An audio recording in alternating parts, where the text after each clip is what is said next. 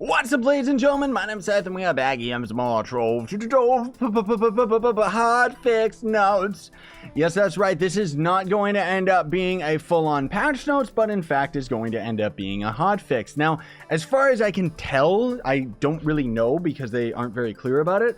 I'm assuming that this is going to come out for both PC and console at the same time, just because there's no reason I would ever think otherwise. There's not really that much changing with this update. It's just kind of a small fix to a lot of recurring issues that we were dealing with. So let's just jump into it. First and foremost, the Revenant Spirit Spears ability now has a brief cooldown. So I guess, unfortunately, it seems like they could not figure out for the life of them the Revenant exploit. So now that we've actually kind of heard this, I guess I can kind of tell you guys about it. Essentially what the Revenant exploit would be, though it doesn't seem like there's that much of a cooldown, honestly.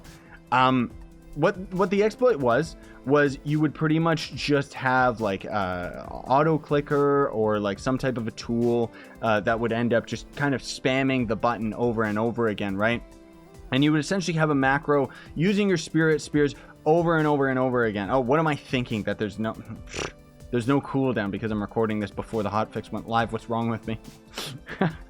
But yeah, in either case, so what would essentially happen is you would have it just spamming over and over and over, and it would spam it so fast that pretty much everything in the game would just die instantaneously because it was just doing that much damage over time. Now, I of course didn't do this because using exploits is bad and very bannable, but there was quite a few people that did it. We obviously all know that it's just kind of a thing, right? But in either case, that was the exploit. Now I can talk about it just because it's actually finally been fixed with that brief cooldown.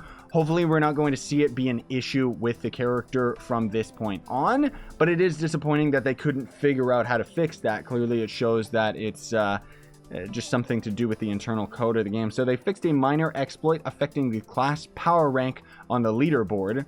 No idea what that was. There they go being vague again. And the chronomatic emblem's cooldown reduction can no longer be used to bypass the cooldown on using a flask after switching emblems. I didn't even think that that was a thing. That's interesting because I guess what that means is people must have been kind of using it, if not using full-on macros, to swap all their potion stuff out of the way and having the chromatic emblem kind of keeping your cooldown going, right? So that's an interesting like little trick. It's kind of weird that this game actually still has like bugs like that have probably been around like since day one. But either way, Builder's Chests, which of course you know Builder's Chests, you go find them in the Geo's Caves. They will now commonly award 25 Buildrite, and the Builder's Vaults will commonly award 25 Ancient Gears, and uncommonly 50 Gears. So I guess this is kind of to make it so that these vaults are a little bit better, a little bit more coveted, you know, pays to go to the deeper areas of Geode, I guess. But honestly, the Geode area still does need quite a bit of balance. I'm not gonna lie. And then mounts that can fly, bulldoze, or shoot lasers should now all grant 100 mastery. That's pretty crazy, dude. Like, there's a lot of mounts. I honestly, I'll be surprised. Somebody let me know in the comments, because I know you guys are crazy about these types of things. Somebody let me know which one of the flying mounts, bulldozers, or laser shooting mounts, which one of them doesn't give 100 mastery, because if they actually got every single one of them, I will be pleasantly surprised.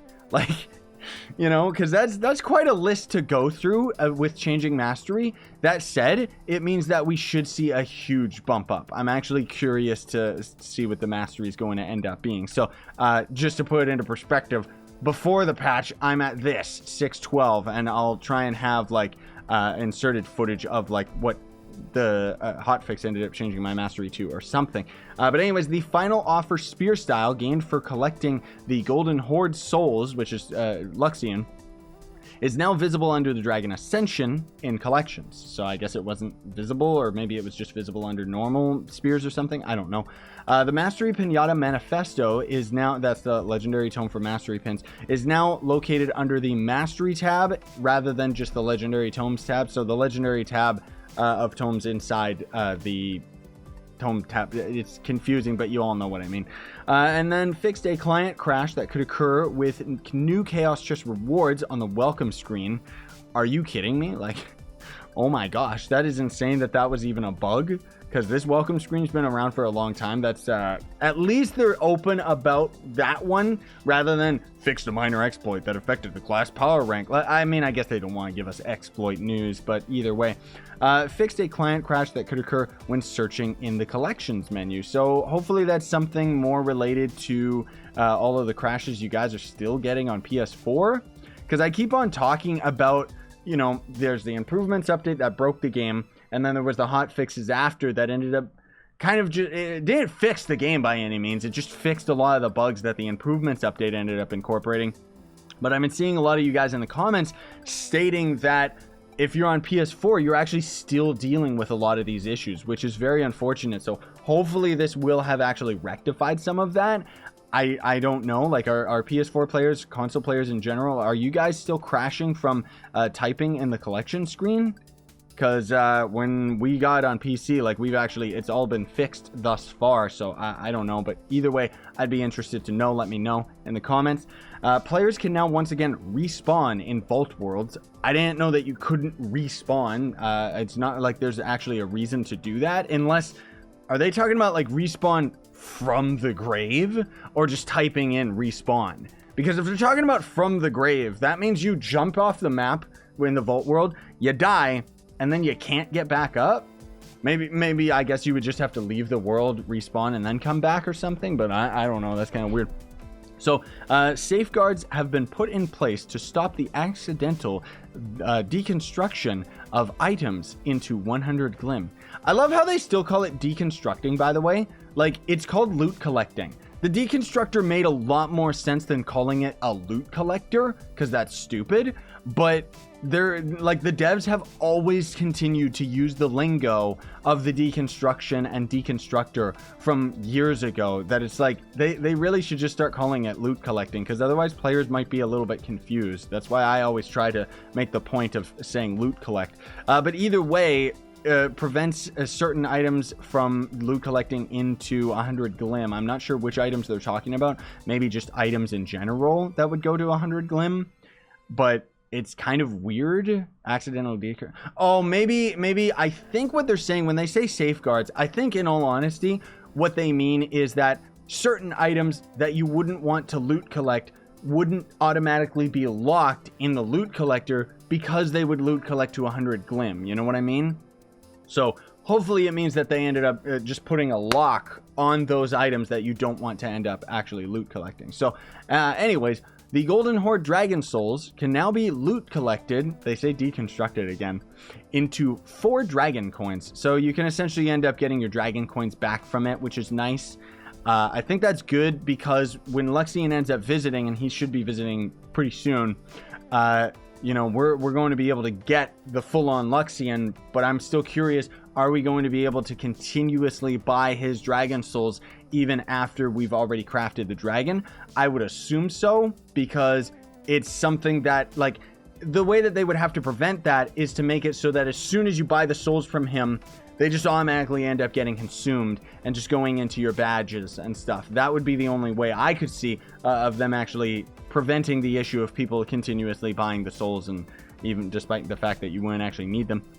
So the candy corn shooter gun style, previously sold by Luxian, is now tradable. Oh my gosh, that's so good. Like, it's just a style, so I don't really understand what, like, the big deal is about that, but I guess it's cool. You know, it's always good to have these items be tradable, but that's just kind of like, that's just weird that they would end up changing that to be a tradable item.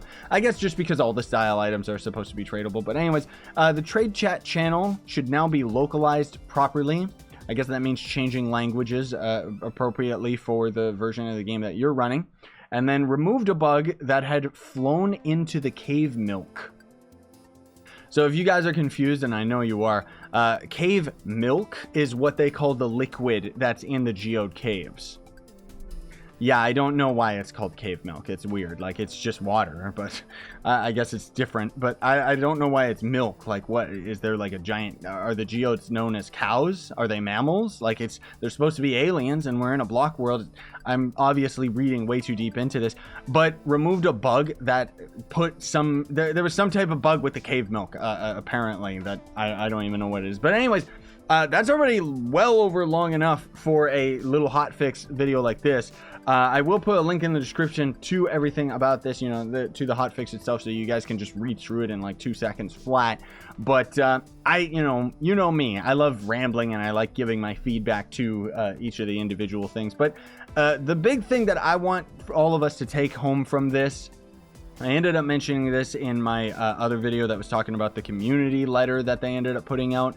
And it wasn't really that inspiring, but I wanted to point out that the fact that we've got a hotfix, that's good.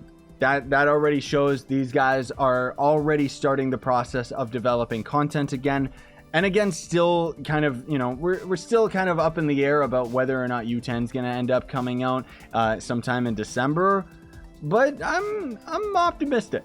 I'm optimistic. It's either going to come out December or at least early 2019 for sure. In either case, thanks for watching, everybody. Very much appreciate it. Don't forget to like, sub, hit that notification bell. If you want to support me, you can always sponsor the YouTube channel with that join button down below, buying some of my real life merch, or check the link in the description to Gawkbox, which is a way you can donate to me for absolutely free with sponsored donations. You basically download phone games, play them for a couple minutes. It helps me out. It's just win-win. Sign on and stay epic though, everybody.